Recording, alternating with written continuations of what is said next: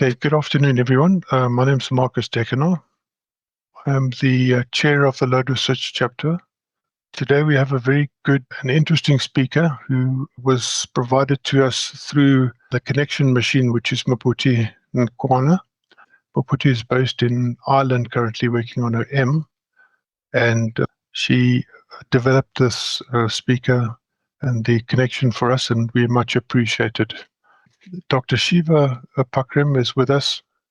And I'll just give him a brief intro to Dr. Shiva.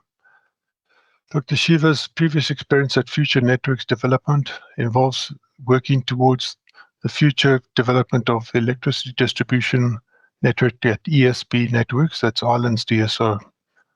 The work includes consideration of low carbon technologies in heat transportation in conjunction with distributed self-generation. Current work focuses on the power quality impacts of these LCT to the electricity distribution network and acts as an innovation reviewer within ESB networks. A highly motivated power system engineer with strong project and project management experience in power system design, modeling, operation, and analysis, which has provided him with good knowledge of regulatory policies in making network tariffing structure and its impact towards future customers. His research endeavor, on which his PhD is based, includes an active planning and operation for improving DG integration in public distribution networks.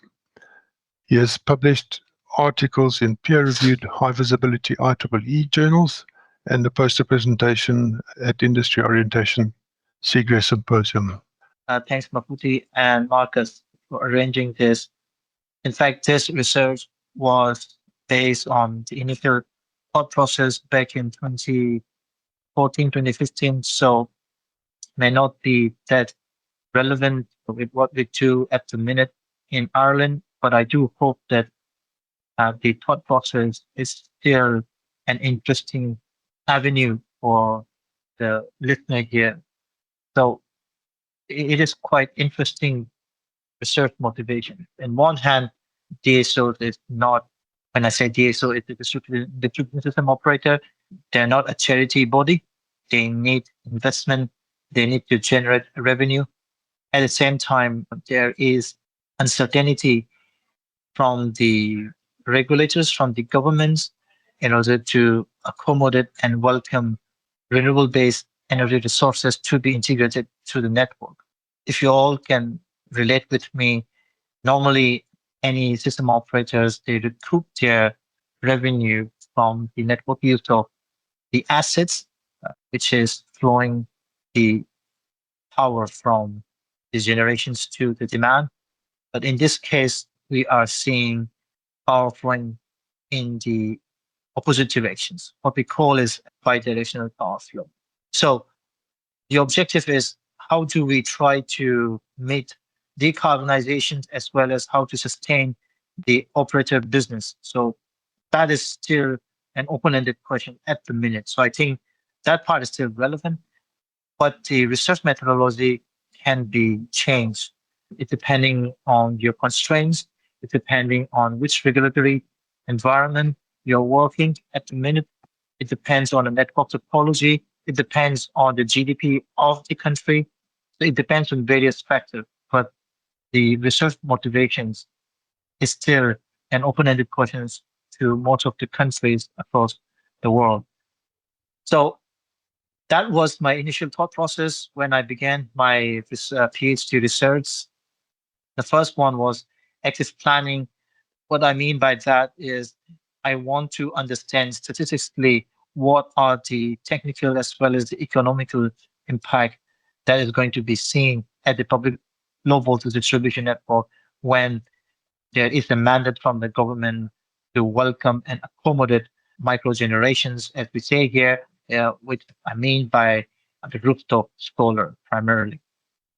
And what would be the operation cost? So the cost-effective solutions in order to meet those technical challenges, as well as what are the other methods that we can look into in terms of the tariffing structures.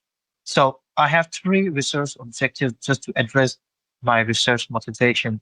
And those three research objectives were published, two in the journal paper, one in the C-grade symposium.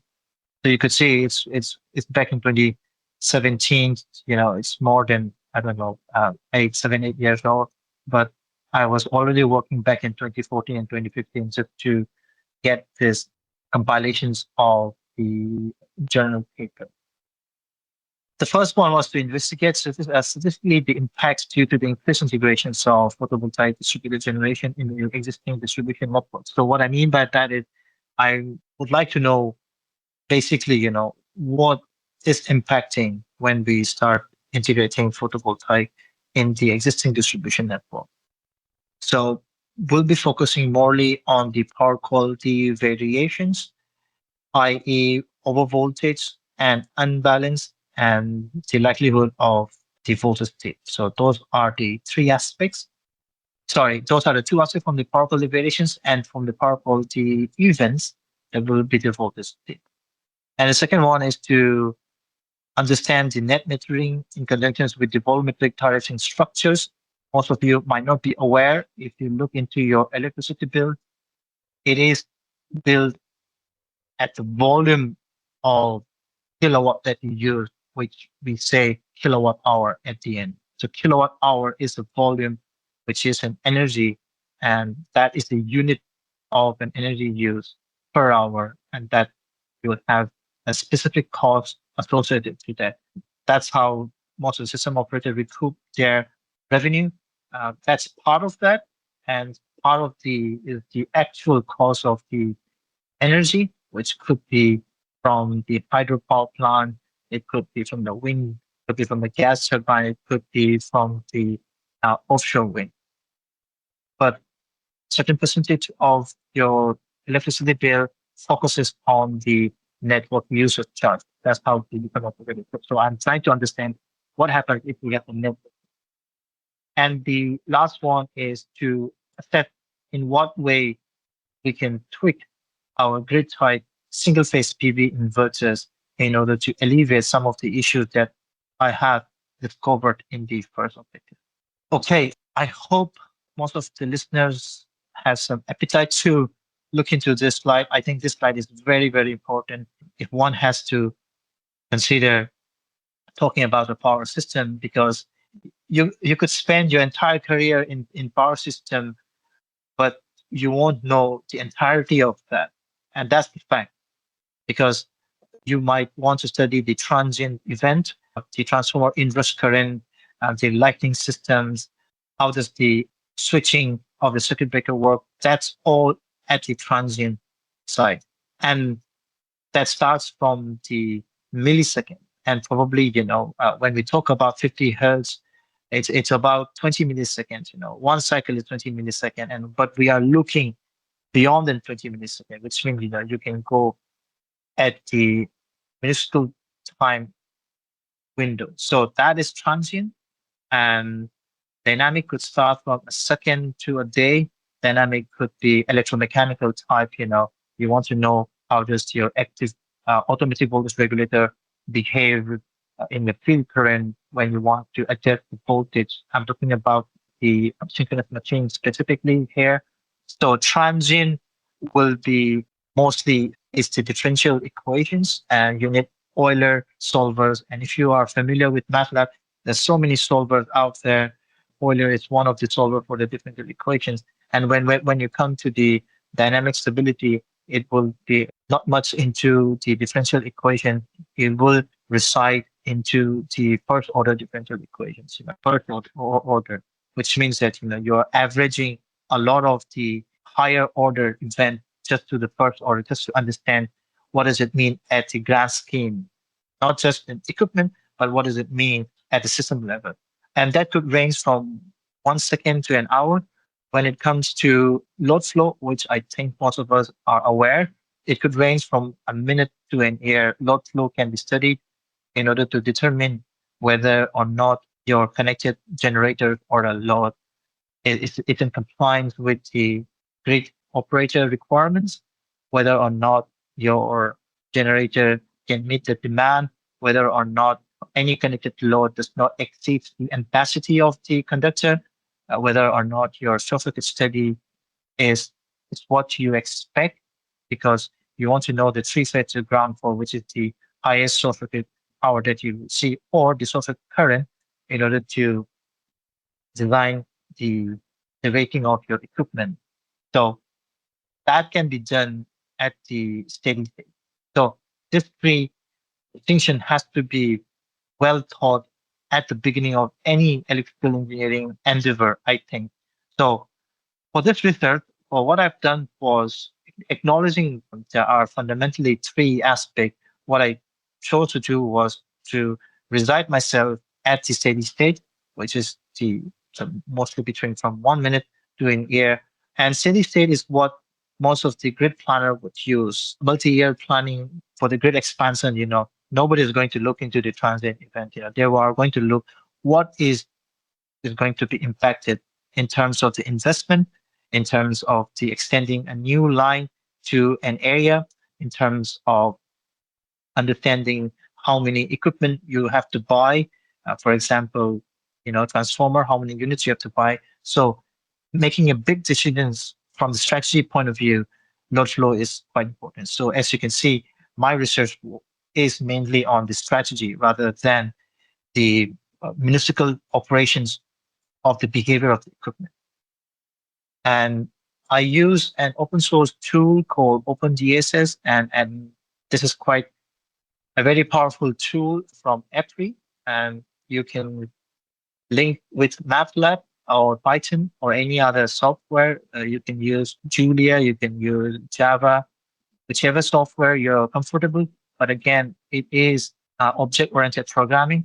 So if you choose any open source or object-oriented programming, you can access to the OpenDSS. So all the research work I have done is based on the open source tool. Everything is scripted, not a graphical user interface. You have to script everything, and it gives more flexibility in terms of doing the research. And I think basically, maybe for the master researcher or the PhD, I think, using an open source and doing scripting gives a lot of flexibility to the individual. As I said earlier, there are three parts called the impact matrices, two from the variations, one from the event, as I said earlier, magnitude and phase unbalance, voltage sag to the random single line to ground fault, because we are assessing a single phase customer. And I've assessed them in the two power quality indices. One is at the site and one is at the system. I've used the open source IEEE European low voltage distribution network, which has about 55 single phase customer. Phase unbalance does not pose much of a significant threat, because the last sentence is quite significant, because if you look, historically, phase unbalance is mostly due to the uneven or unbalanced, I won't say the unbalanced, but uneven distribution of single phase custom. But in the future or at the minute, if every 55 of this customer has a solar, there won't be no asymmetry. Everything will be injecting their solar based on the bell curve, right? The bell curve is what normally we consider as the distribution of the solar or the sun. So everybody is going to start generating bits slow at the morning and peak at the noon and going down at the later evening. And each of these houses will have the same effect. So phase unbalance is not an issue if we have high proliferations of the PV generation. And again, I won't dwell too much on this because it's a bit complex. In other words, one has to understand the cumulative distribution functions. What does it mean? But what I can say here is that depending on the penetration level and depending on the two worst case scenario, what I've seen was over voltage, right? So the two worst case scenario are one, worst case three, I think is the max generations load demand or zero demand. Other one, the worst case number four is no generation and high, right? So that is the extreme. And within that extreme, you would see the penetration from 0 to 100, where you would see increase in the penetration. As the font color is more darker, you can see that the penetration increases from 0 to 100. One is for the site indices, and one is the system indices for the voltage sag. So the important part here is overvoltage is quite prominent as we have more generations, and it's quite obvious, right? If you try to load more the conductor, you would see more voltage drop in the conventional way.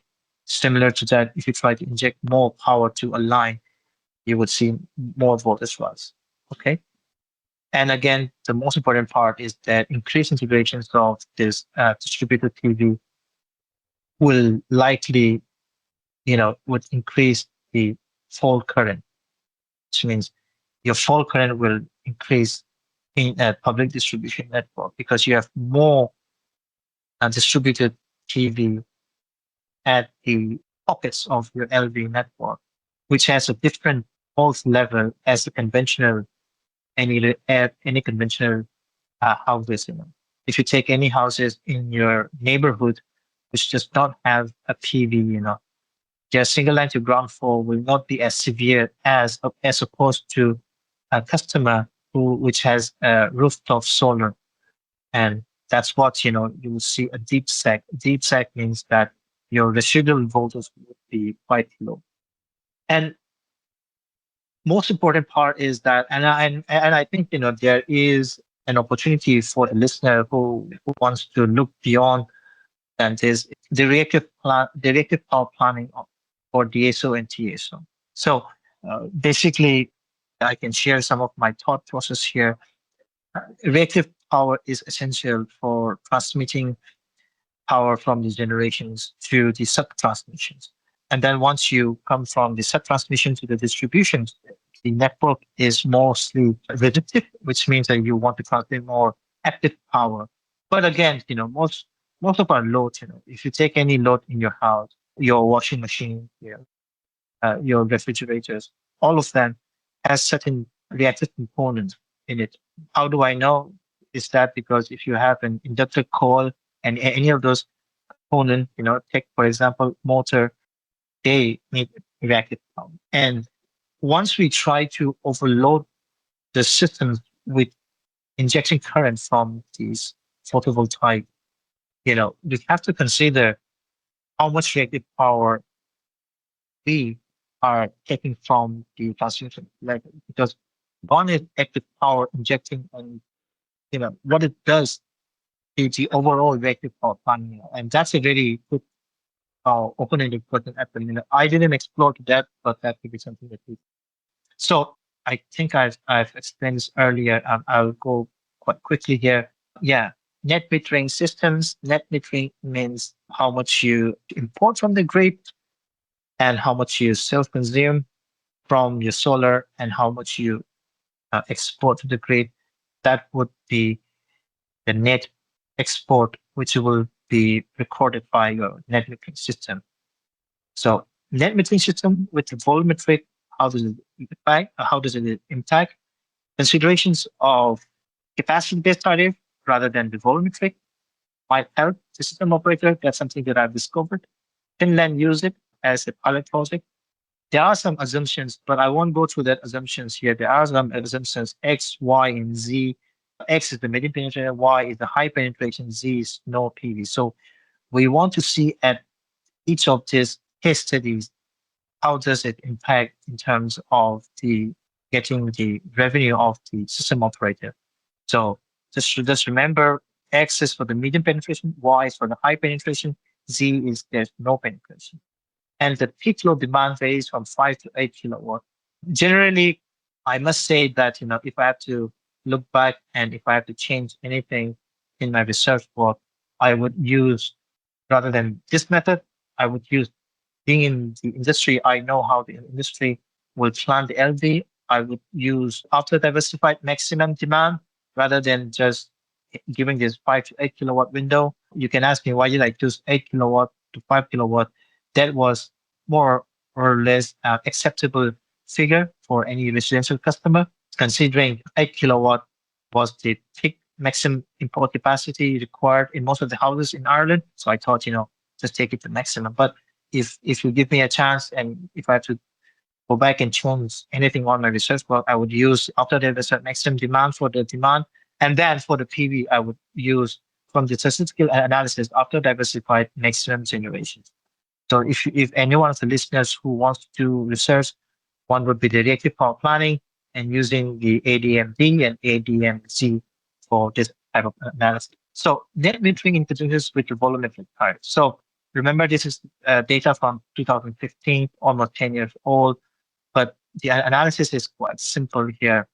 For the X and Y is the high penetration, X is no penetration. And if you look, just focusing just on the cost, their energy supply in Euro or Ireland, and you could see, just forget the energy cost, just focus on the network cost. That's what the system operator get. You could see, if we include net metering with volumetric tariff, the higher the penetrations, the cost recoup has decreased from 21,000 euro to 14,000 euro. And that's for this 55 customer. So that's a decrease of about 6,000 euro. Okay.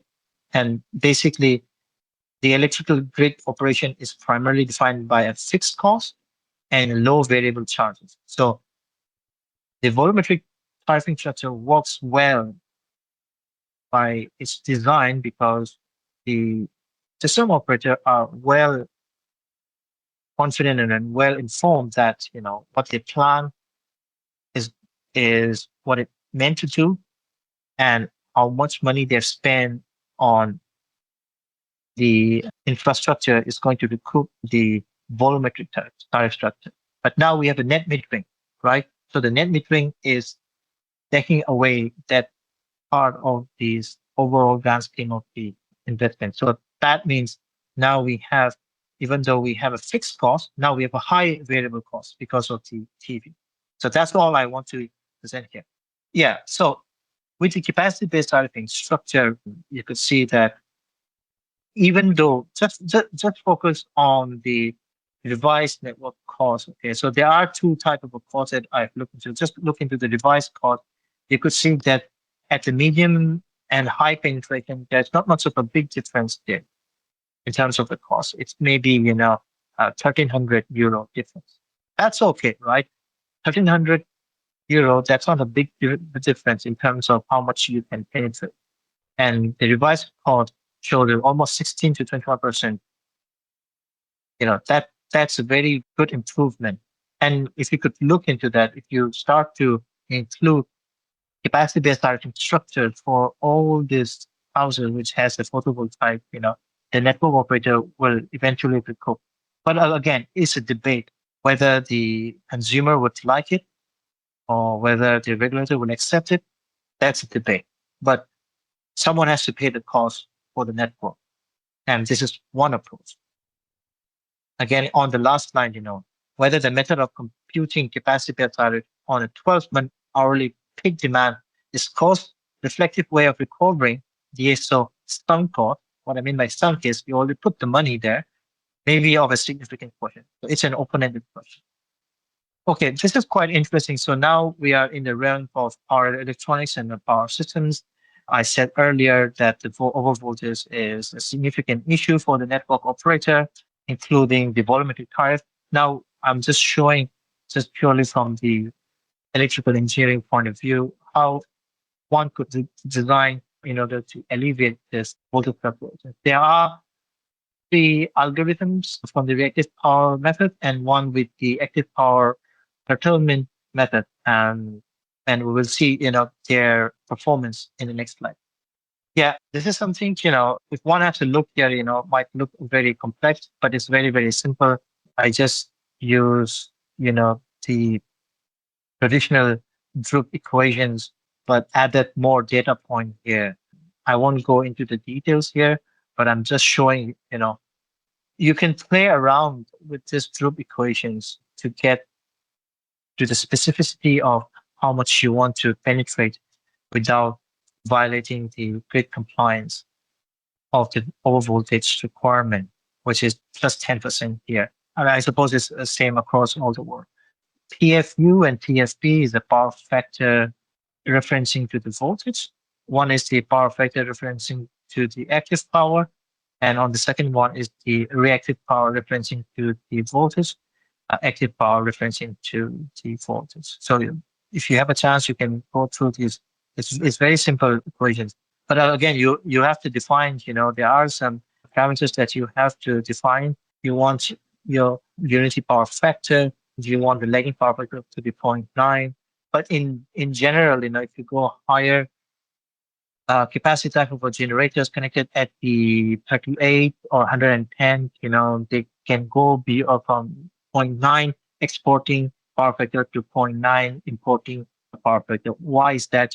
Is that the transmission system operator would like those generators to contribute whenever there's a voltage drop as well as voltage rise. But that's not the case at the low voltage. The low voltage, basically at the MVLV transformer, the incoming voltage is anchored. So it's very difficult to change by a small unit of solar inverter. This is just the reference of how each one of the algorithm behaves. I won't dwell too much into this. It's just a comparative analysis. Yeah, the most important part would be the reactive power exchange at node 1 and node 73.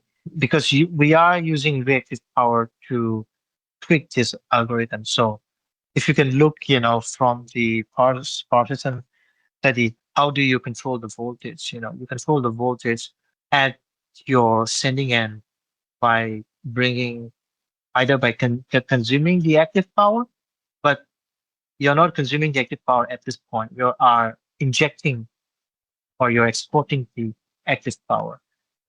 And how do you combat overvoltage? What you could curtail the active power, or you could have more reactive power to play around, which means that you are designing in such a way that your inverter will start consuming reactive power. So if all the 55 houses are doing that, what does it mean in terms of the reactive power exchange between the distribution system operator and transmission system operator? Are this algorithm good enough for the transmission system operator, or are this algorithm inherently taking away the quotas of the reactive power given by the transmission system operator? That's an open-ended question. And I don't know that. And I don't think that's what's the plan. The plan is to show that there is an algorithm. And I also put there, the cost benefit analysis of this autonomous local voltage control technique against traditional approach. So we have to see, the cost benefit analysis and whether it can be readily seamlessly integrated to the existing inverter. That's also a future one. So I hope my slides were short and simple to understand. Plan is not to dwell too much into there, but just to show that what I've done in my PhD work and some exploration. And one part is the active planning, understanding on the statistical analysis on the technical impact, as well as why volumetric tariff structure is not great solutions in terms of recouping the system operator revenue if and when we have high proliferated photovoltaic system. And let's say that the first issue of overvoltage has to be combated, and let's say the regulator accepted it, those houses with the photovoltaic will have a capacity-based tariffing structure. Now, how do you design your inverter in order to combat that overvoltage? And that's also been addressed here in the operation part. That's about it. Great. Thank you, Dr. Shiva. Thank you very much for your presentation.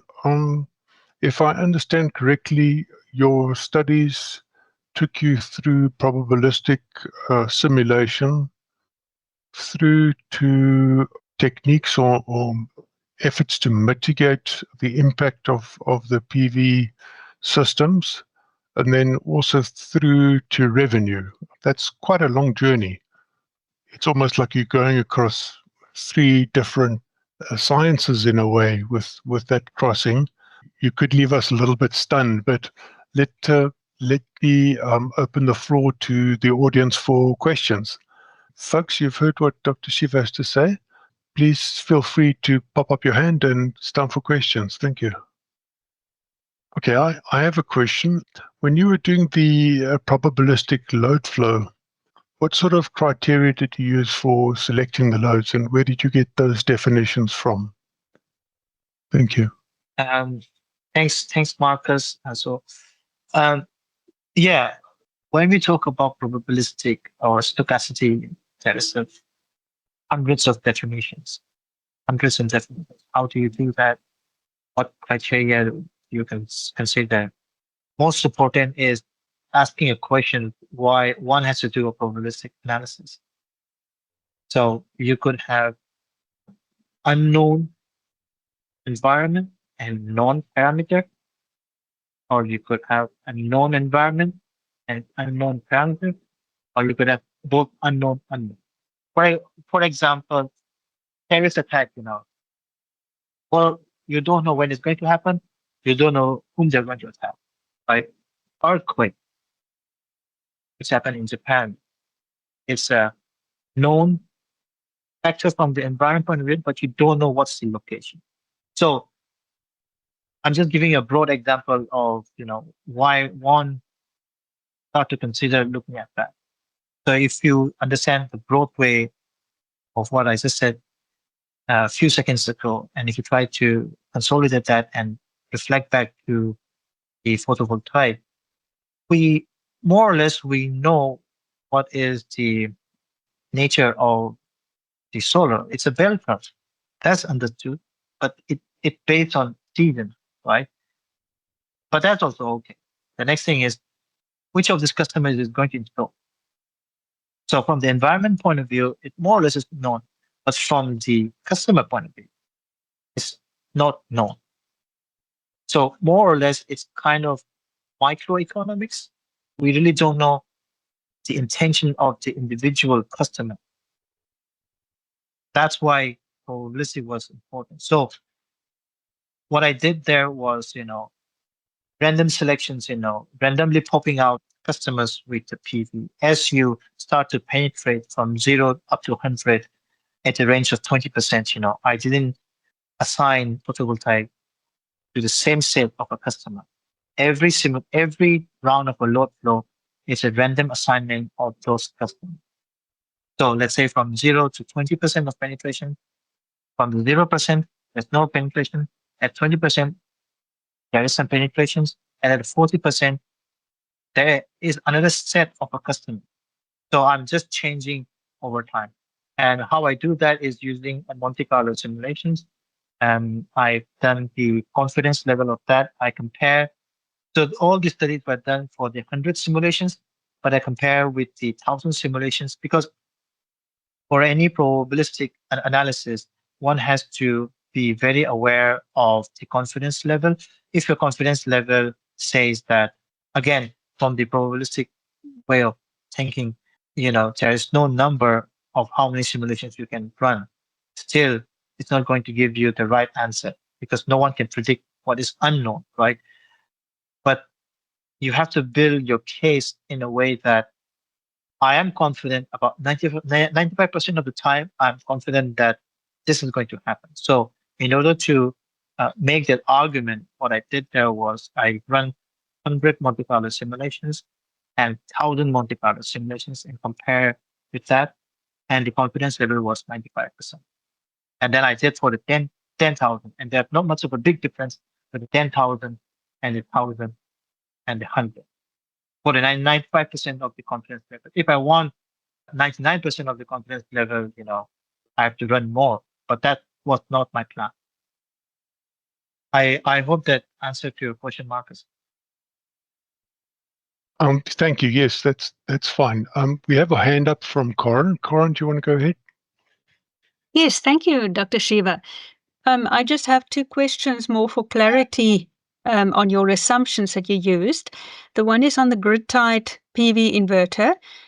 Did you mainly focus or assume that home users would feed back onto the grid, or did you also consider if it's just connected to the grid but not actually feeding back, whether that has an impact? That's the one question. And the other one is just on net metering. Did you consider time of use? Because typically, during the day, the electricity cost would be less versus if you use the electricity in the evening. Those are just two questions, just for clarity. Thank you. Yeah, I mean, that's a very good question, Kara. The first one is, when I say grid tied inverter, basically what it does is that it will use whatever load is there at present when the solar is generating. Any excess will be a spill or export back to the grid. That's the grid tied inverter. And to your second question, time of use. Like we have time of use for the large customer, for example, large industry customers, pharmaceuticals, milking farm, data center. We have time of use. Back then, time of use was not that common for the domestic customer. We have day and night, uh, right? Day and night, depending on how many occupants live in the house. If you have a large family, you would want to do your laundry at the night, right? Or you would want to do heavy lifting work at the night because all your individual who stay in the house or the occupants will be using a lot of the electrical load. That was the only thing. But regardless of time of use or day and night, it's still a volumetric. If you forget, even if you include the net metering, time of use, any of those tariffing structures still fundamentally is still a volumetric. Your energy bill will assess over a period of time as a volume rather than an instant. So the capacity-based tariffing structure means that if your demand exceeds to a certain threshold, you will be charged additional money. That's the fundamental difference between volumetric. Volumetric is that regardless of how your peak looks like, it will be assessed over the time as a volume. But I think now with the smart metering, time of use tariffing will be there in Ireland. A bit of capacity tariffing structure will be there.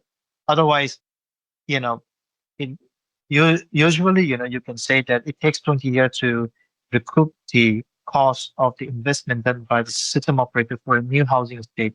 With the existing tariffing structures, with the self-generating solar is also exporting back to the grid, it might take another 10 years more or another 20 years more. Nobody knows. So that's the uncertainty that the system operator do not want to take as an accountable. So that onus should not stay with the system operator. That's why, it's important to address back to the regulator. Yeah. I hope that answered your question. Thank you. Thanks, folks. Anybody else with questions? I have another one ready, but let me give the audience a chance to fashion their questions. If you have a question, just pop your hand up. Thank you. I have nothing at the moment. Dr. Shiva, one of the things that's very interesting to us sort of in South Africa, because it's relatively early days and we have relatively low domestic cogeneration, call it, or the distributed generation, is the idea of putting or getting algorithms which will enable better control of voltage on our networks into the power electronic devices, the inverters and so on. It is interesting to me that you've proposed algorithms. Are you aware of any country in the world where these algorithms have actually been inserted into the power electronics as part of a standard? because obviously early days is the time to affect and change standards to make your networks more manageable so that they can handle higher levels of these devices. Thanks, Marcus. Not in those times when I was studying. Basically, if you look, the idea behind of this algorithm is not new. It's a fixed devices, flexible AC transmission systems, like a STATCOM, series condenser, parallel condenser. So we are, stealing those ideas from traditional fixed devices that we normally would see in the transmission network, and see how can we adopt that at the LV side, at the, at the residential type of an inverter. But what I know is that Australia, they have used reactive power control, active power control of voltage because the penetration level of the photovoltaic is quite high there in Australia. But if you ask me the question, how would I address this issue? I wouldn't be, because so the proposal of the algorithm, that is research, okay? In practice, so let's consider in practice. In practice, it will be a nightmare for a system operator to see and to maintain where a lot of moving parts at the LV side. Because again, who's going to incentivize to maintain the LV network at that level of micro level? And then you could see, how much it's recouping in a year, hardly 20,000 euro. That's a peanut. 20,000 euro, it's a peanut in terms of the grand scheme. So you don't want to spend much of your energy and resources at that level. What we are proposing in Ireland is that, depending on the houses, so going back to what I said earlier, ADMD and ADMG, depending on the ADMD, if we design a network that of an ADMD of 5, right? 5 is the after the diversified maximum demand, meaning that at any given point in time of thousands of those houses, if I pick randomly one house at any given point in time, it could be on the Christmas day, it could be a New Year, it could be on the peak summer day. The confidence level of 95% that that house will have a maximum demand of 5 kilowatt is what the ADMD is. So we design according to that ADMD. So we know the number is 5. And if you reflect back, how many solar panels would we need in order to mount to get that 5 kilowatt? Around 9, 10, 12, right? How many useful stat in a house does we have in order to get that level of 5 kilowatt? Not all houses will face south. Some houses will have partial shading. So, and not all houses in the world or even in South Africa will have semi-detached bungalow type. I wish, that would be the case. Everybody will have a bungalow, but that's not the case. So it will be a terrace housing, semi-detached. So given the limitation of the roof surface, given the limitations of the efficiency of the solar panel, mounting a 5 kilowatt is quite a significant amount of a roof space that is required. Examples are who in Ireland mount 5 kilowatt. It's a farmer because they have enough surface area of the roof and they have enough surface area around the land, but not at the suburban area.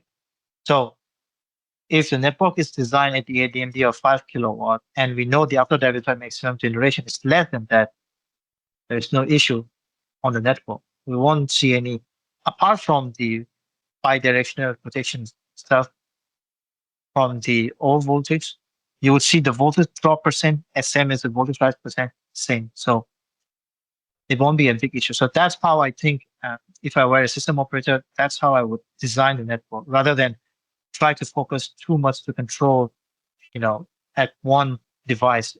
I would consider at the grand scheme how I would design. But it depends on the jurisdiction. Different countries might have a different thought process.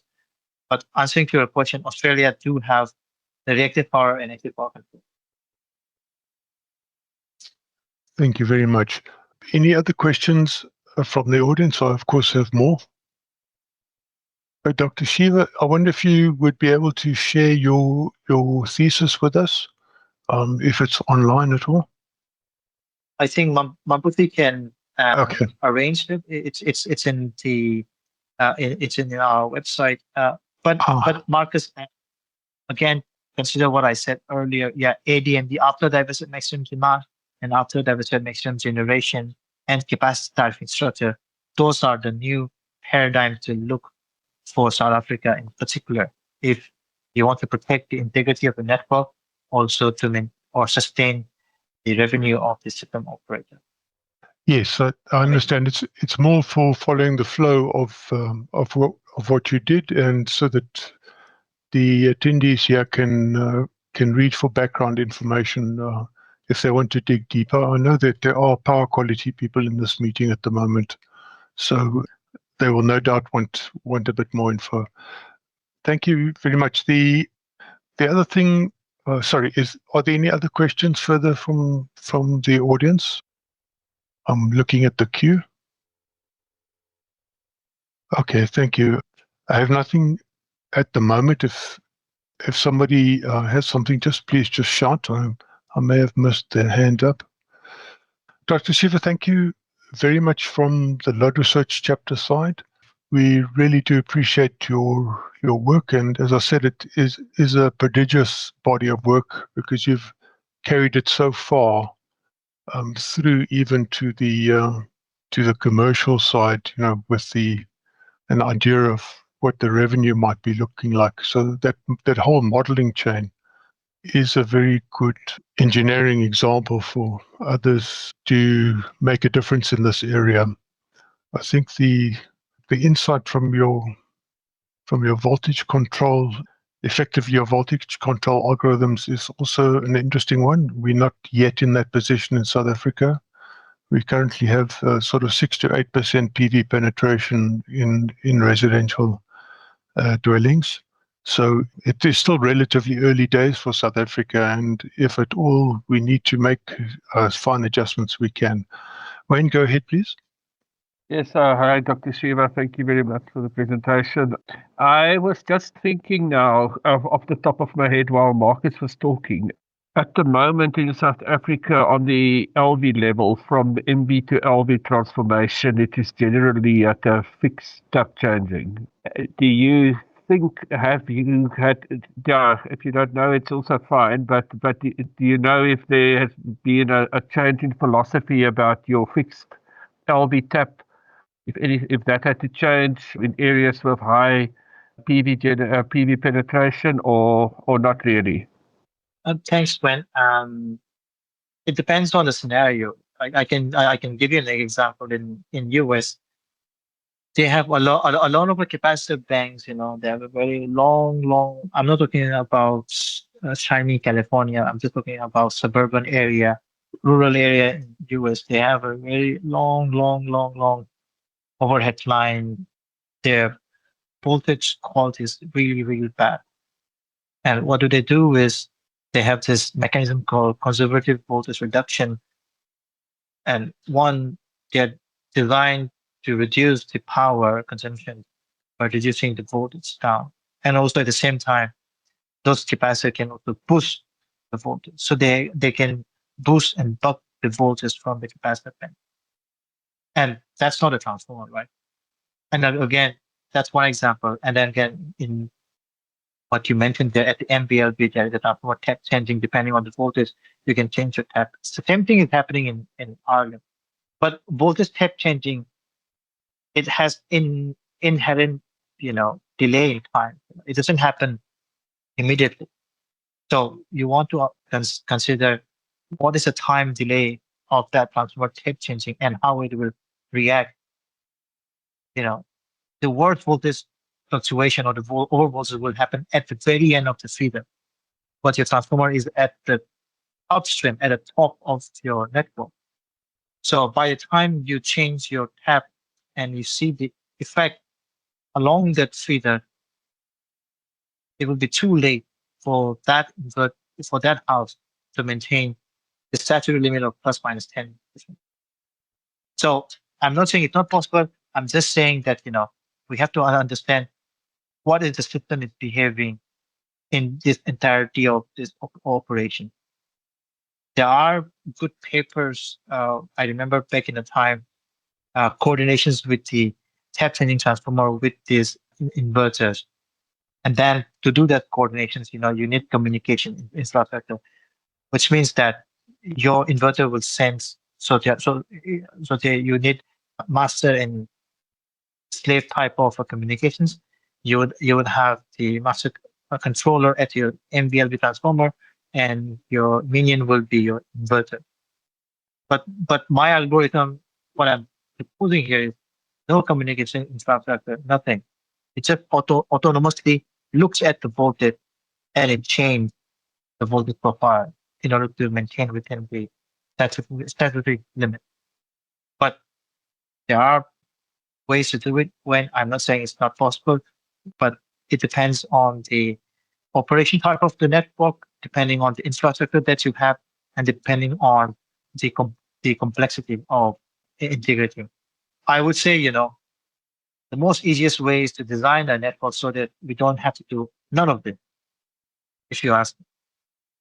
Thank you very much. Yeah, no, I think what is quite clear is that the standards have to be updated to cater for PV penetration. Yeah, that's a mouthful, Wayne. Thank you very much. Any other comments from the audience subsequent to this? Thanks. I have no further comment. Dr. Shiva, I think that brings us to the end of your presentation.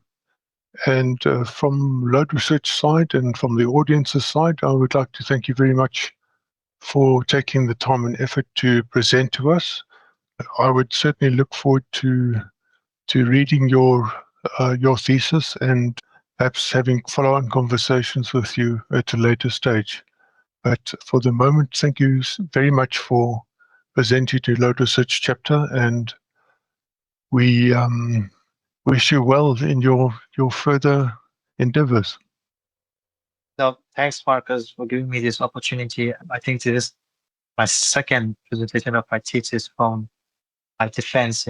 After my defense, I didn't even open the presentation until I met Maputi. And I'd like to thank her for bringing me closer to your community. Yeah, feel free to reach out to Maputi. I'm quite happy to do my best. Yeah. Thank you so much once again.